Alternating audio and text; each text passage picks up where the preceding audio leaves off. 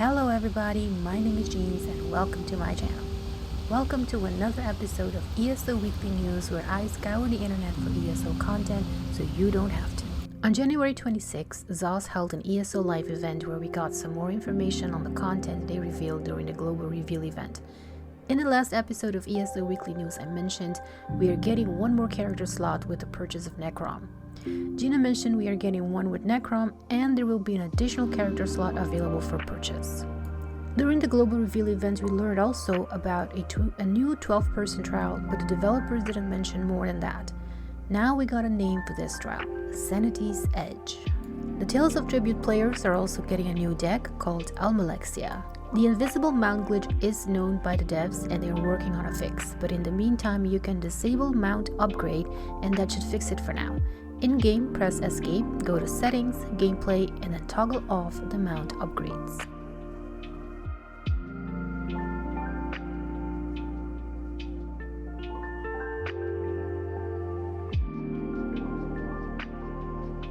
We also got a first look at 2 new dungeons that will be part of the update 37. This update is currently live on the PTS, but I will not be showing any of that in this video.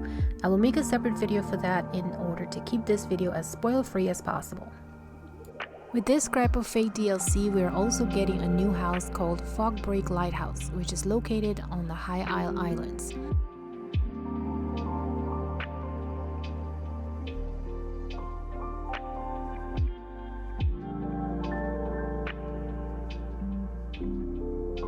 One other interesting change Gina mentioned was the hide shoulder item coming later in the year. This item will be available at the Impresario. We will be able to check it out during the Jester Festival which will be on the PTS in a couple of weeks.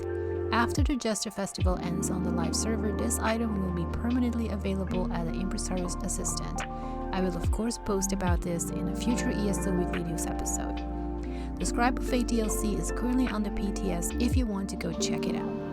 Speaking of the PTS, with the Scribes of Fate DLC we are getting 2 new dungeons, new item sets, new collectibles and dies, new furnishings, new achievements and titles. Update 37 base game changes are: Daily Weekly Reset Timer is changing to 10 AM UTC for NA servers and 3 AM UTC for EU servers. Some examples are the Activity Finder's first of the day participation and wins, daily enlightenment experience gains, daily quest and endeavors, daily writs and hireling mails. Trials, solo and battleground leaderboards and the weekly quest and endeavors will reset on Sundays at the same time as the daily reset. New rewards of the worthy, Alliance emblem face markings. These can be acquired by completing the associated PvP achievements, which are capture 100 resources in Cyrodiil, capture 50 keeps in Cyrodiil, kill 1,500 players in Cyrodiil, and complete 30 conquest missions. A new home, Mastercraft Mediator rule is Halal who has some new furnishings.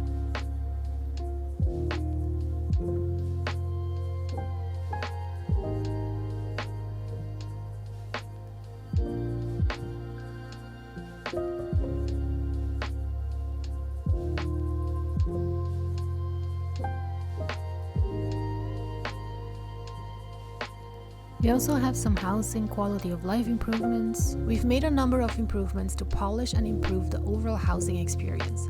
These include the following: added additional filters to the placement and retrieval tabs of the housing editor.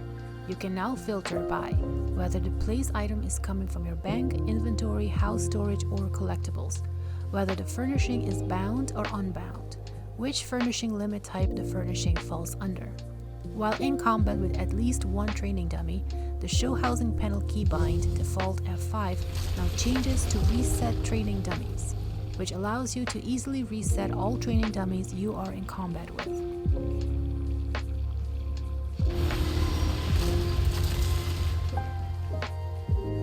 The home's current occupants are now listed in the settings section of the housing editor. You can also kick occupants out of your home from this menu if they've overstayed their welcome. The home's occupants are notified when people enter or depart the home via a message in the top right corner of the screen. There is now an interface option that allows you to hide the house tracker when in a home, which is the UI element that tells you the name of the house and homeowner as well as the current population of the home. While previewing a home, placing your target reticle over a furnishing will now outline the furnishing and display its name. The purchase option dialog for a home now allows you to preview the full list of furnishing in the currently selected template, furnished or unfurnished. We are also getting screen narration as part of the accessibility option, software occlusion culling, and the Necrom Prologue quest Eye of Fate, which is available in the Crown Store.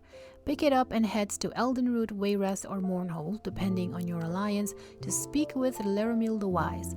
As I want to keep this episode as spoiler-free as possible, I made an entire video on the Prologue quest. I will link it here.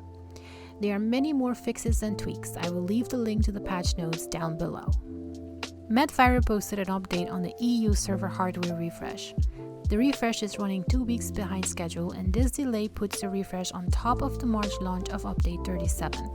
So they are moving the PC EU refresh to late April, and PlayStation EU should follow shortly after, and they are scheduling a maintenance on all EU servers on February 7, so we can expect a 14-hour downtime on those servers. No update though on when PlayStation NA will be getting this hardware refresh. Because of this, some events during the March-April timeframe will have to be moved. Some players already noticed ZOS took Whitestrake Mayhem out of the Q1 event schedule. Matt did say we are still getting 2 Whitestrake events this year, so it is not completely scrapped, just postponed. To when? We'll just have to wait and see. And now for some tidbit news. We got a new daily reward calendar for the month of February.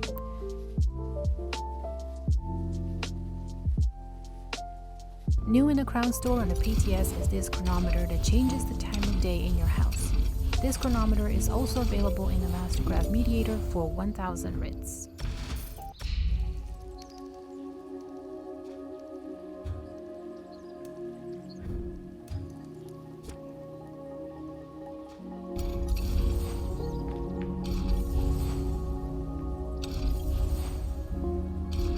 I posted this week's stream schedule on my community tab here on YouTube. I will be streaming both on Twitch and YouTube. Go check it out.